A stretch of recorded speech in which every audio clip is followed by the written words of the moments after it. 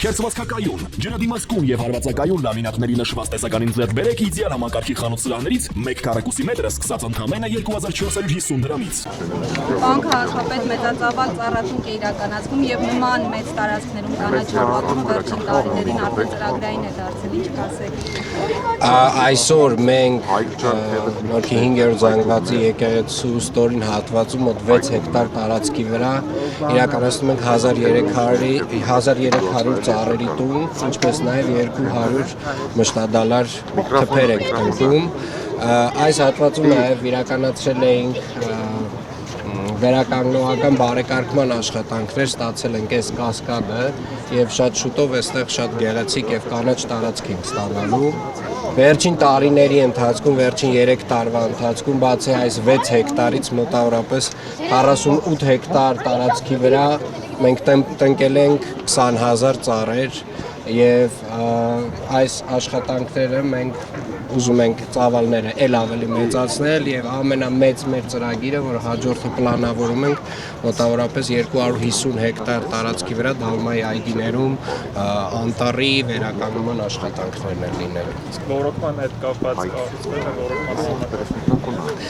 բոլոր հատվածներում, որտեղ քաղաքապետարանը իրականացնում է ծառատունք, նախորոք իրականացում են ռոռոկման համակարգի ներդրումը, որովհետև փորձը ցույց է տվել նախկին վատ փորձը, որ առանց այդ ռոռոկման համակարգի ներդրման ծառերի կպչողականությունը շատ ցածր է լինում եւ այդ իսկ պատճառով բոլոր այն ծրագրերը, որ վերջին 3 տարվա ընթացքում Երևանի քաղաքապետարանը իրականացրել է, բոլորը զուգորդվել են նաեւ ռոռոկման համակարգի ներդրմամբ եւ գրեթե այդ պատճառով նաեւ ունենք մոտավորապես 95% կպչողականություն։ Պարոն Ավինյան, խոսակցություն երկու վերջերս որոշ ժամանակ առաջ դրանով 20-րդ մեծակրակ դեպքերի Հայաստան ներդրվել, ինչպես է կարծրատում խոսակցությունը։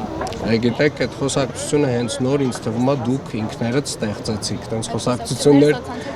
Դե գիտեք, այդ սոցցանցերում ինչ ասես կարող եք քննարկել, ինչ որ մեկը կարող է ստեղծել այդ խոսակցությունը, հետո դուք գաք ինձ այդ հարցը տակ, բայց դատարկությունը ինչ մեկնաբան։ Պարոն Ավինյան, ողջունելի է, շատ լավ է, որ ծառատունք եք անում, բայց չկան արդյոք Երևանում այնպիսի հատվածներ, որտեղ առանց այդտեղի ծառերը հատելու անեք այդ ծառատունքը, որովհետև ընդհանրապես 2 շաբաթ առաջ այստեղ այս լանջին մեծ հաստաբուն ծառեր կային, որոնք հատվել են։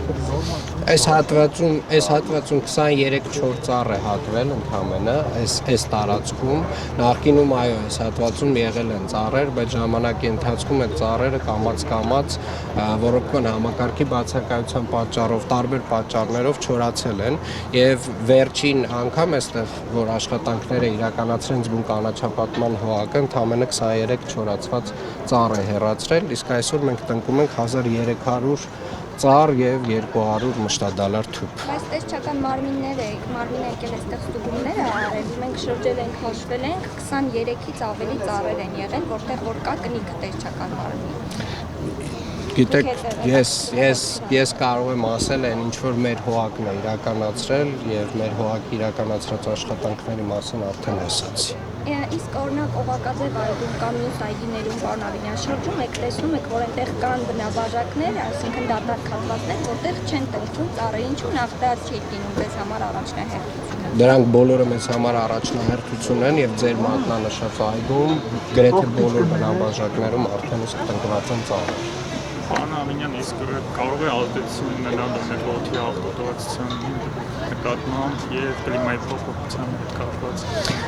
Օդի աղտոտվածության խնդիրը մեր մոտ տասնամյակների խնդիր է։ Մենք սկսել ենք խոսել օդի աղտոտվածության խնդրի շուրջ, որովհետեւ փաստացի ունենք սարքավորումներ, որոնք որ ցույց են տալիս, որ ձմեռային ամիսներին օդի աղտոտվածության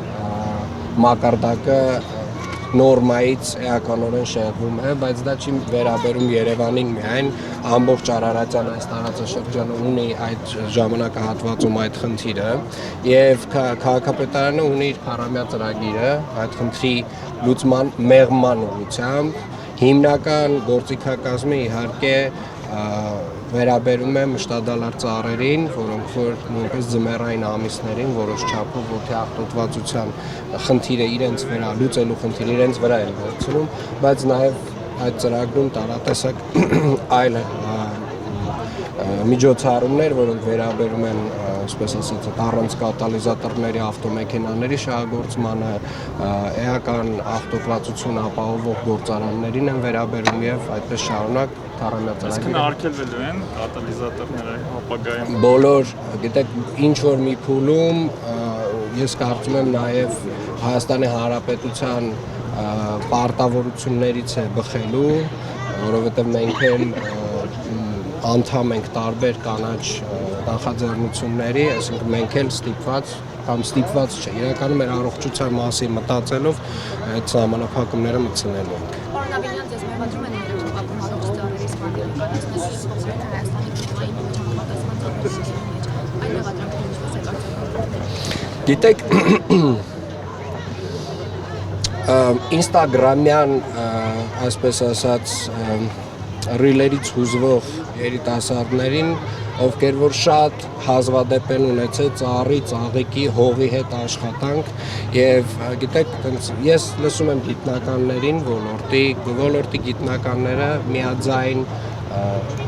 հաստատում են այն ծրագրերը, որ իրականացնում է քաղաքապետարանը։ Քաղաքապետարանը վերջին 3 տարվա ընթացքում այս հատվածը միասին վերցրած արդեն իսկ 54 հեկտար կանաչապատ տարածք է ստեղծել Երևան քաղաքում։ 54 հեկտար։ Եվ ես խնդրում եմ, ասեք վերջին 20 տարում որտեղ է Երևան քաղաքում 54 հեկտար կանաչապատ տարածք ստեղծվել ոռոգման համակարգով։ Եվ այդ հուզաճմլիկ բաներից, վիդեոներից զատ իրականությունը կարծում եմ մի փոքր այլ է։ Պարոն Ավինյան, տնկելը մի բան է, բայց հետևել թե դրանք կպչեցին, ինչ եղան, այլ բան։ Շատ ճիշտ եք ասում։ Տնկելը մի բան է, ոռոգման համակարգը ի սկզբանե ներդնելը մեկ այլ բան է, եւ նախկինում բոլոր այդ տնկված եւ չորացած ծառերը, որոնք որ նաեւ իրականացվել են քաղաքապետարանի նախկին որոշ պաշտոնյաների կողմից, ովքեր որ հիմա շատ ակտիվ խոսում են այս ծրագրերի մասին, քննադատում են մեզ, հասկանում եմ թե ինչքան ցավ են ապրում, երբ որ իրենց արած աշխատանքը չի ստացվել, իսկ այս աշխատանքի արդյունքում 95% ծառերը կպնում են։ Շնորհակալ եմ։